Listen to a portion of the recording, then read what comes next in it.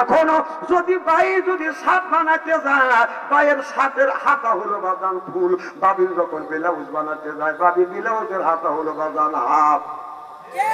কতক্ষণ ভাই যখন সাপ বানায় হাতা হলো বাজান ফুল, বাবির যখন ব্লাউজ বানাবে হাতা হলো হাফ। নিয়ম হলো বাবিরটা থাকবে ফুল, বাইরেরটা থাকবে হাত। কিন্তু এখন উল্টো হয়ে গেছে, আপনার বাইরেরটা হলো ফুল হাতা, বাবির হলো বাজান হাফ হাতা।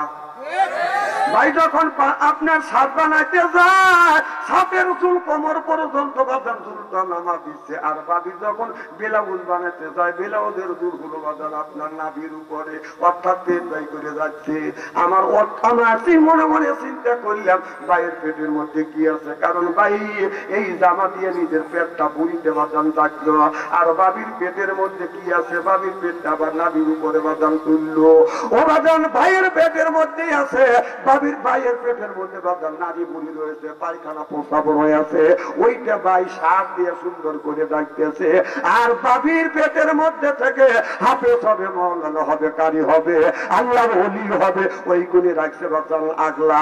দেখে যুবকরা হয়ে গেছে বাজান পাগলা। বাজান এই পিছনে রয়েছে বাজান আপনার ফাঁকা, আস্তে আস্তে টাকা। এরপরে সামনে রাখছে বাজান খালি। আমি হিসাব করে দেখলাম ওই মেয়েটা অরিজিনাল শয়তানের শালী। এখান থেকে এই পর্যন্ত কাটা। যুবকদের বলে আস্তে আস্তে টাকা, চশমা ঝুলাই চুলে কথা বলে বলে, চোখে চোখ রেখে দাও ওই দেশে কুত্তা খাও।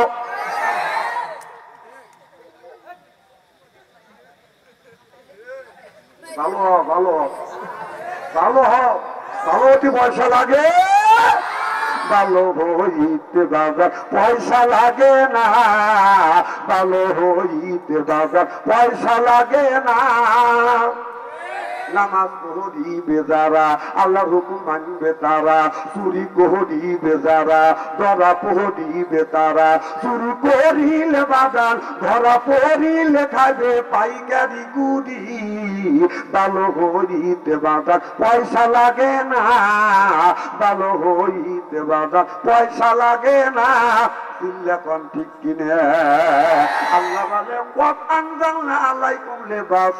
ও দুনিয়ার মানুষেরা, তোমরা যখন বউ নিয়ে যাবে রাস্তা দিয়ে, যখন বউ নিয়ে চলবে, তোমার বউটাকে প্যাকেটের মধ্যে বাজান আটকাইয়া, কথা বুঝতেছেন না? এই যে একটা লোক নাম হলো মির্জা আব্বাস, সে কোন দল করে আমার এটা দেখার নাই। সেই মির্জা আব্বাস বলেছে বিদেশ যারা থাকে তাদের জন্মের দোষ আছে।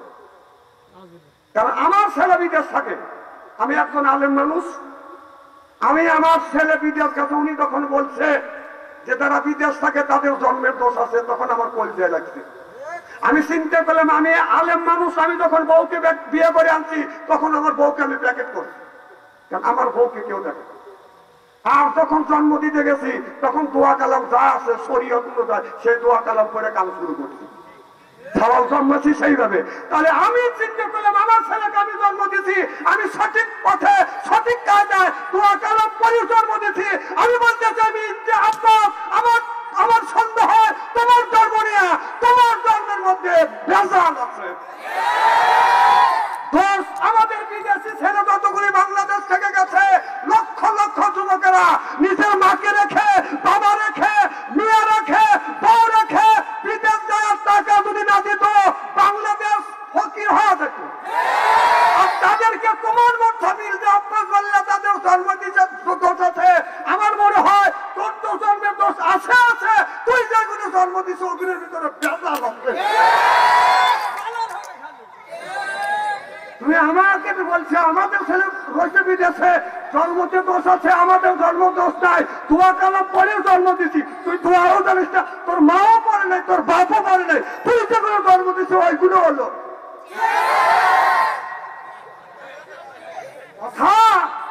মা আপনাকে কথা বলো, মা আপনাকে কথা বলো, জন্মের তোর দোষ, তাদের তাদের ছেলেরা বিদেশ গেছে, যে সন্তানরা বিদেশ গেছে ওদের জন্মের দোষ নাই, তোর জন্মের দোষ আছে দেখে তুই এত বড় কথা বলছিস।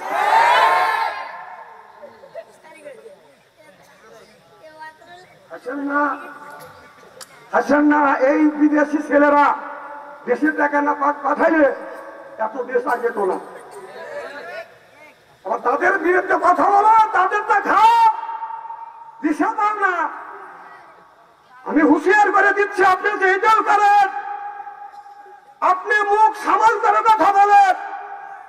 যদি প্রবাসী ছেলেরা তাদের গার্জিয়ানরা যদি খাবে, তুই রাস্তায় না পাঠান নামতে পারবি না। চিন্তা করতে কিনা আমার সামনে বলে তো জুতো দিয়ে বেঁকবো।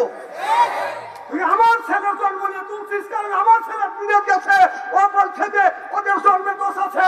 আমি আমার ছেলেকে জন্ম দিচ্ছি দোয়া কালাম করিয়ে। এটা বিসমিল্লাহ সহিভাবে বলতে পারে না, সহবাসের দোয়া জানে না মনে হয়। আর এটা দোয়া কালাম পরিয়ে শুরু করছিলাম।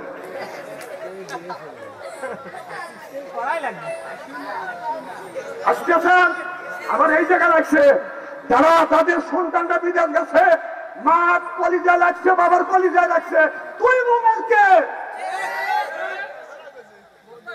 মির্জা আব্বাস, মির্জা আব্বাস, হ্যাঁ কি দেওয়া দিতে হবে? জোরে বলেন কি দিয়ে? আর হন ফোনটা পাবলিক কি কর, ওর পক্ষ নিয়ে যে দালালি করে আসবে ওকে স্যান্ডেল দেবে আজকে। কি ভাই কথা খারাপ লাগতেছে নাকি?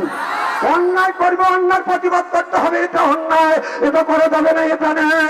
ন্যায়ের পক্ষে কথা বলতে গেলে জেল খাটা দরকার হলে জেল খাটবো, জরিমানা দেওয়া দরকার হলে জরিমানা দিব, প্রয়োজন হলে ফাঁসির মঞ্চ আনবো, বাতিলের সাথে আপোষ নয়।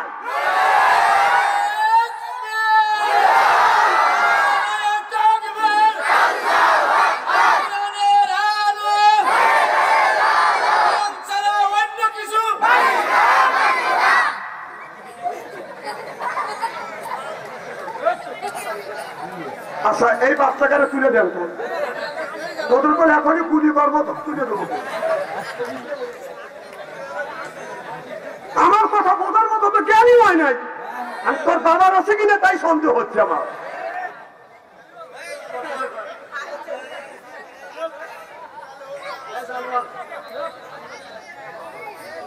মারহাবা জোরে কর, জিকির করো লা ইলাহা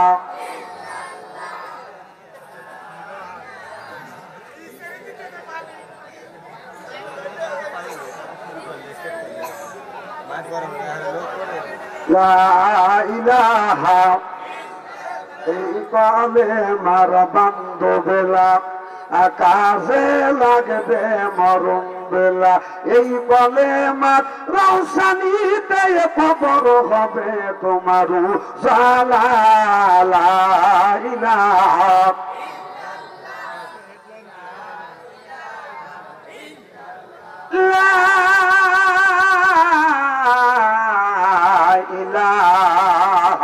ইল্লাল্লাহু মুহাম্মাদুর রাসূলুল্লাহ সাল্লাল্লাহু আলাইহি।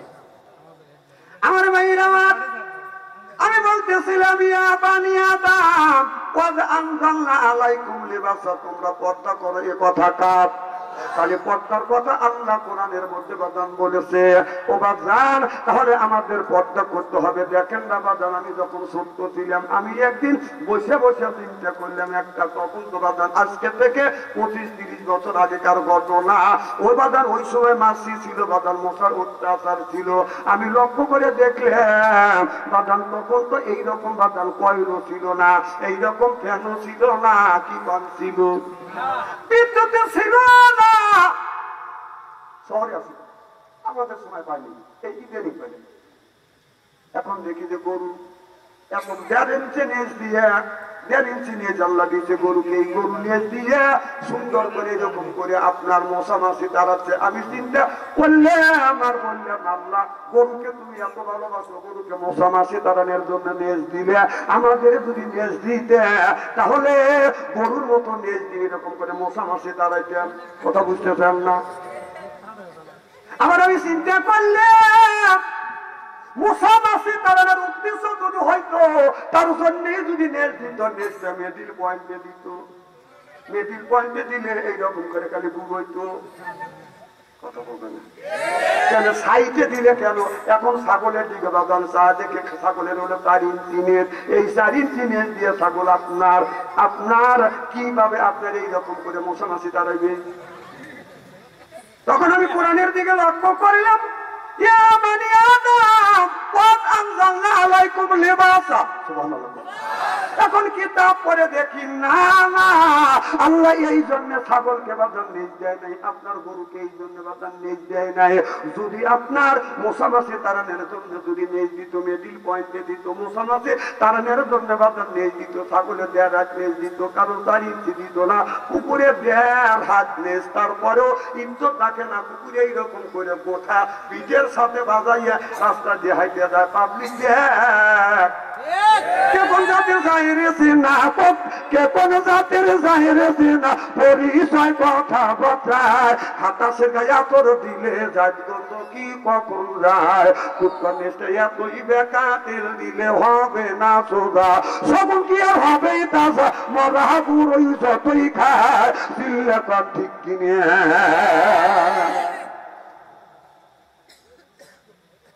আমার ভাইরা আমার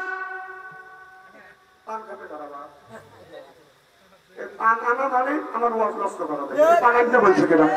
হ্যাঁ, এই যে পান খাবেনি আমার ওয়াজ বাদ দিবি না, পান খাওয়ার নিশায় আমার ওয়াজটা মগজের মধ্যে ঢুকবে না। আমি তো ওয়াজ করতে আমি ঘামতেছি, বাচ্চা তো মুখস্থ করে আসবে।